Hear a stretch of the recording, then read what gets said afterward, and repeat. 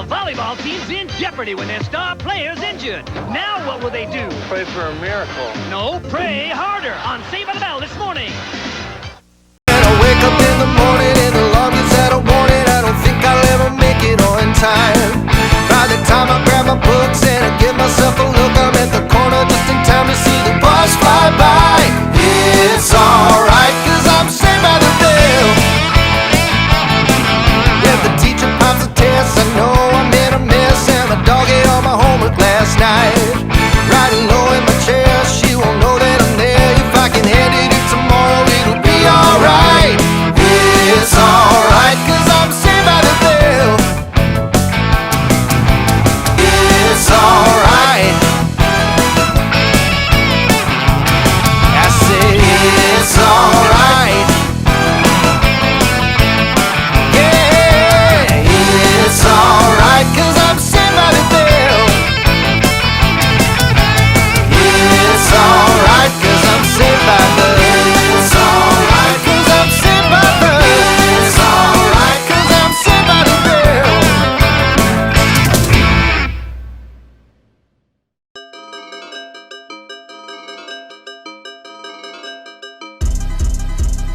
We open with Slater trying to tap into some fresh squeezed ginger. Ginger, it's a shame we have that masquerade party coming up. Why? It'll be fun.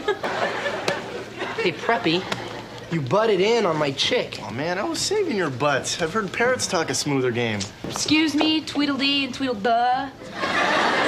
Can't treat girls like boy toys. Tori catches up with the two of them and is disgusted that the fates have left her here to let her career die before it even begins to blossom for appearing on this show. Say, is someone talking to us?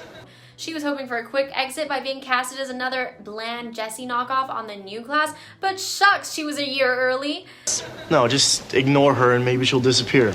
Zach comes in and is thirsty for some ginger too, even though she was annoyed at her a few weeks ago, but with the television writers holding Kelly in suspended animation pending a contract, Zach figures to go for the easiest one to fall for his bullshit. What Slater's trying to say is, it's gonna be a shame hiding that beautiful face behind a mask. Oh, Zach, you are so cute. Ginger then leaves, and since Tori was told to keep the home fires burning with feminism for Jessie by telling Zach off to quit, keep treating women like shit. Come out of your cave, guys. It's the 90s. Screech then moves on in and does the worst impression of Groucho Marx because the Marx brothers were quite the kings of cool in the 90s. Well, they gotta give something to do in time for the Masquerade Ball. Hey guys, I'm kind of new here. Can you tell me where I can find the principal's office? Somehow he can't quite grasp the concept that others know it's him. Gee, fake glasses, fake cigar, by facial recognition standards, he sticks out like a lame rerun episode. Screech, what's wrong with you? Lisa finds a letter from a secret admirer in her locker. She's quite pleased that someone is willing to spend as much time and money on her as Punky Brewster did with Screech. Guess what I found in my locker? Luke Perry? No, got a letter from a secret admirer. If we learned anything from Lisa, it's how to be a gold digger. Listen. Dear Lisa, you are so beautiful, so fair, and so lovely. If you were mine, I'd shower you with gifts of gold. Sounds like your dream, man. The secret admirer requests for Lisa to leave her response behind the easel at the front of the classroom. It would be too inconvenient to have it anywhere else, especially inside a room that they pay the least amount of time and attention to, the classroom of knowledge. Well, are you gonna write him back? Are you crazy? Of course I'm writing him back. Art class begins as we are greeted again by Miss Culpepper, another blind as fuck daughter of Miss Simpson. She mistakes Greco-Roman's bust as another student whom needs to park the rest of himself in his seat. Hello, class. Everyone to your seats, please. You too, young man. As deranged as most of our work release mental hospital teachers go, she pretty much has to be the sanest one since Mr. Tuttle, and that's quite scary. Man, please take your seat. Since this is art class, she wants the art to imitate students' life by having each other each student sculpt one another. Remember, the art of sculpture is seeing with your hands. Please begin. Oh, that is a little hard to come by. If only half of them are modeling. Hey, Malika, how would you like me to be your personal model? Zach and Slater are drawing from some inspiration up in the back for something completely random. Or me. And if you want to get an A, I'll take off my shirt.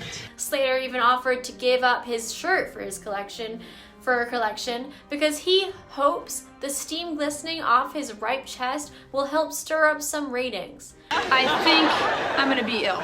Tori then steps in and offers to throw these two dicks into the kiln for character refurbishing. They know they are one-upped by Tori's superior intellect. Zach and Slater are kind of turned on by this, and for the first time since Kelly, they come to believe that Tori wants both of them.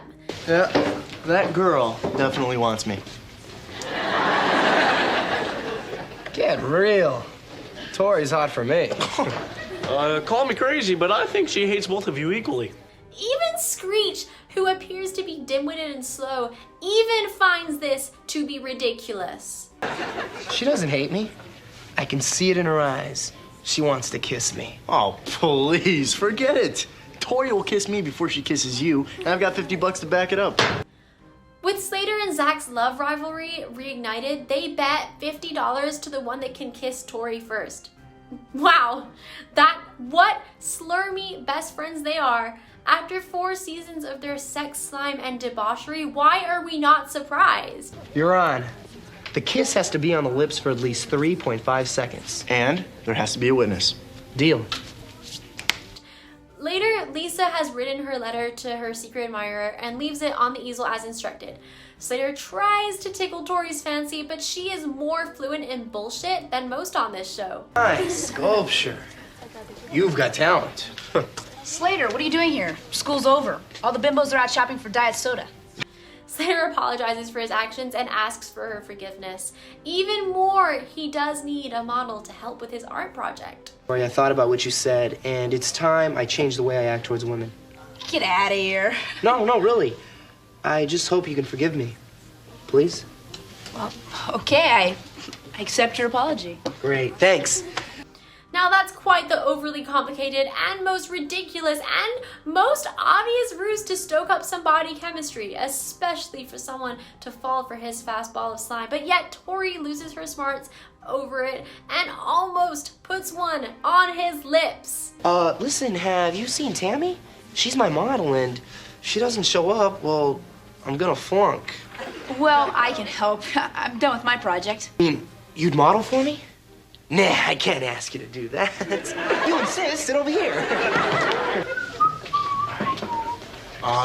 Don't mind me, I'm not even here. This magic moment is lost when Screech leaps for joy because someone out there is in love with Mr. Skinny dipped in white dork chocolate. Oh, come on, NBC. It's Screech again sending secret admirer letters to Lisa? Exhausting. More from Good Morning. Miss Bliss for a second time, are we now? All right, she loves me! Screech, what are you yelling about? I can tell none of these writers put their intellect on recall because I can recall from a couple of weeks ago, Screech agreed to get over Lisa for good. Nothing, never mind, I'm not here, you didn't see me. Zach hatches a plan to wine and dine Tori with pure romance. Since Zach has already used up his free dining vouchers during the Kelly years, there is no waitstaff available, so Screech is the temporary waitstaff worker. Thank you, Zach, for taking me to the movie.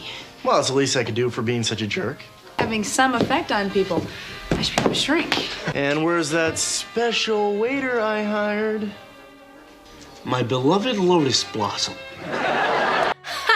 He works about as hard as getting the room temperature right than he does with his job.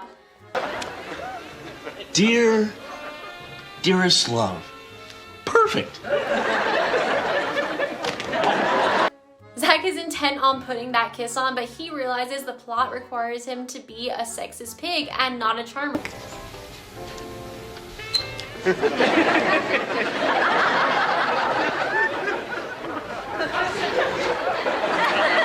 Boy, this has been a great evening, huh?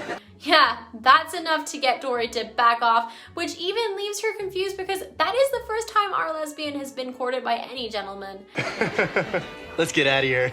Lisa reads another secret admirer letter as Screech comes up and tells Lisa she should just confess and tell the admirer how she really feels. Well, sort of. You made a long trip, Screech, to avoid the more obvious choice that doesn't want to talk. Tell him that your heart's filled with love and your lips ache to tell. Secret admirers love stuff like that. Wow, that's good, Screech. Come on, you're helping me write a letter. He's basically hinting to the fact that he's crafted the love letter and Lisa is too dense to see it. Yeah, throwing away the stumbling block, all small secrets will show up clearly. It is to say, Lisa, you are not prepared to do anything. Mr. Belding just can't seem to blindly bump into Miss Culpepper, who treats her like she's Miss Simpson for being Magoo runs in their bloodline. I am such a klutz. Can you ever forgive me, Miss Simpson? Miss Culpepper, it's me, Mr. Belding. He randomly tells her that she's quite attractive without glasses on. Miss Culpepper, very attractive without your glasses. Have you thought about wearing contact lenses? Why, yes, but they don't make them that thick. Very odd thing to say to your working subordinate. I'm guessing sexual harassment in these parts is not reported, but rather graded.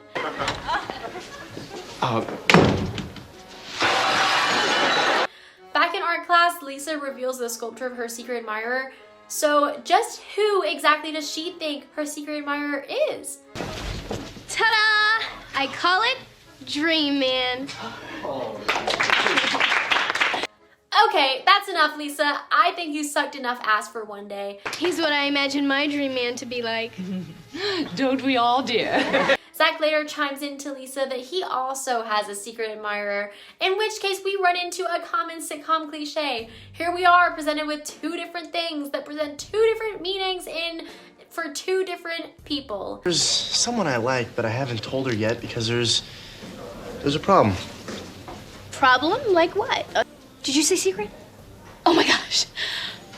Lisa assumes it is Zach because they were dating in real life, and coming from a female, who wouldn't want a second serving at that hot man chowder? What's the matter? Nothing. Please, continue. Yeah. However, Lisa, you already had a thing for Zach this season, which resulted in trampling on Zach's best friend's innards. You can't date a guy for more than one episode as a co-star. Sorry, hun, but you're shit out of luck. I tell this girl about the secret, I think I might lose her. Tell me, does this girl happen to have a unique fashion sense? Definitely, yes. Student, intelligent, well-bred. Incredibly. This is fantastic. Lisa is intent on not giving up as she sends a letter to her secret admirer, but it falls off the ground as she leaves the room. Miss Culpepper picks it up and decides she must put it in Lost and Found, but instead puts it into Mr. Belding's mailbox instead. Oh, why is the Lost and Found a mailbox when it should be kept in a more accessible location where you could put many substantial items of various items that are guarded throughout the school day? I think the writer's logic here is lost, but still not to be found, as this is the most inconvenient placement ever. Mr. Belding later picks up the letter and starts to read it. Dear dearest love, I'm Miss Culpepper's dearest love? Must the writers really revisit this plot again? It's been nearly 5 years, but apparently the reruns never forget. Back at the Max, Lisa is running and all happy, joy that Zach wants her again. Sorry. I found out who my secret admirer is. It's Zach! Oh, by the way, hello. Zach, you mean Zach Morris? Yes, he's so cute. She tells Tori, but yet Tori assumes Zach is playing like a spoke on a wheel with most women. He wanted to tell me right out, but for some reason he was too shy. That's real nice, Lisa. Zach is a real swell guy. Yet Screech comes in, and since he is too much of a mindless, meddling membrane, he assumes Lisa and Tori know and tries to defend himself. Yet Tori reveals to him that Zach is Lisa's secret admirer. She's all excited about her secret admirer. She was? Well, that's terrific. She's thrilled about him, but I think he's a real jerk. Hey! And a hypocrite. No, he's not. He's a Methodist. Zach? Lisa said Zach is her secret admirer? Yes, and while he was writing her love letters, he was treating me to a romantic dinner. I feel like an idiot. Oh, don't feel bad, Tori. Thanks, Screech. Zach only treated you to the romantic dinner to win the bet. Oops. Screech then doubles down on the dumbness to reveal it was Tori. She then assures Screech that she will make sure he never survives his shitty spin-off if he just goes with the flow. Bet? What bet? I forget. Gotta run. Bye. Not so fast, Screech. Talk or lose that tongue forever. Kinda had a bet going about who could kiss you first. Oh, they did they? Yeah, Well, this is one bet that they're both gonna lose. Good. Can me and my tongue go now? Miss Culpepper and Mr. Belding have their brief sexual misunderstanding as Miss Culpepper runs away in fear, thinking she was just used for a cheap and lame gag. Let's be honest with each other, Miss Culpepper. You want to talk about us. Aren't we all in need, Miss Culpepper?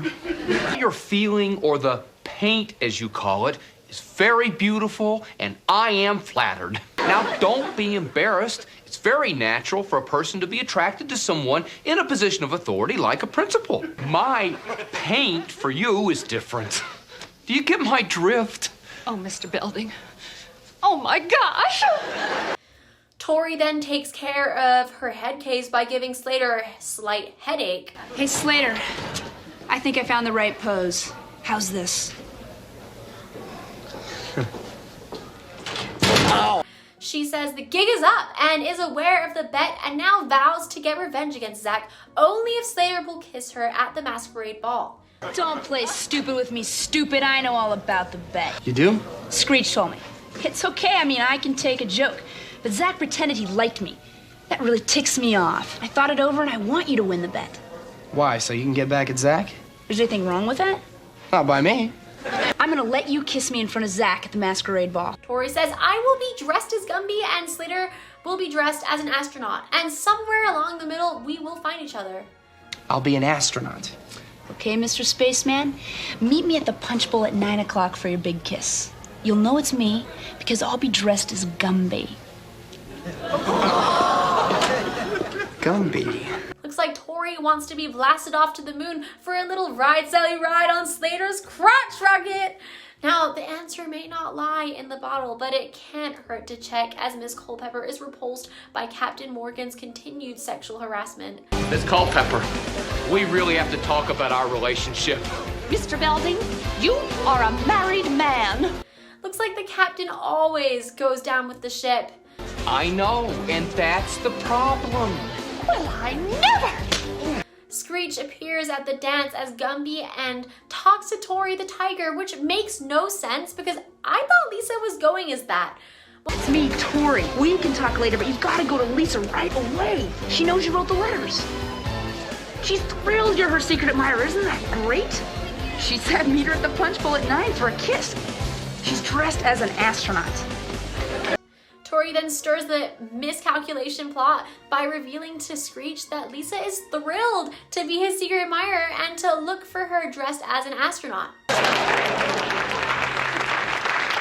Well, I guess after being tame for a few episodes, Tori suddenly realizes that Zach Morris smells delicious. He's great! It's me, Zach. Look, I gotta talk to you about Tori. Zach? Yeah. Hey, I like your cat costume, huh? Look, I feel really bad because Slater and I made this stupid bet about who could kiss Tori first. Step 1, tie these buffoons into a love knot. Step 2, drive like a bat out of hell. Step 3, what people freak out.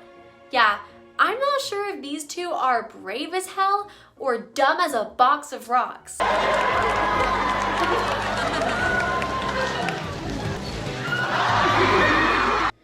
Meanwhile, Slater and Screech share a tender, intimate moment out on the dance floor. Then again, despite sharing a costumed kiss without taking their masks off and social distancing without any actual lip service, it probably counts as third base to both in the Saved by the Bell universe. They later take off their masks for a brief gay panic joke. That adds to the new meaning of pokey. What are you doing here? thought you were Lisa. I should have known you weren't her, though. Lisa would never wear Brute cologne. Screech, no one saw us. You don't tell anyone, I won't. Deal. Zach later finds Tori assuming it was Lisa and confesses all about the bet and makes amends to apologize. I need your advice. I want to tell Tori that I like her, but how do I do that? You just told her. Tori, I thought you were Lisa. Oh, Zach! About last night. It wasn't great. Wait a minute, you thought I was coming as Gumby and you were setting me up. Well, you have to admit you deserved it. Later, Tori becomes the latest victim of female Flophouse regulars Zach has misled, strung along, and left to be a distant, episodic blur from which he has no memory of. So, what do we do now? Why not finish that kiss we started at the Max? Meow. It's like he's a reborn virgin after every episode. It's insane! Episode ends with Lisa discovering, for we hope the first and last obvious time, that Screech is her secret admirer. This is the moment I've been waiting for. I know who you are, and I love you. She then proceeds to go into coronary shock, which probably prevented her from dropping out of the college years.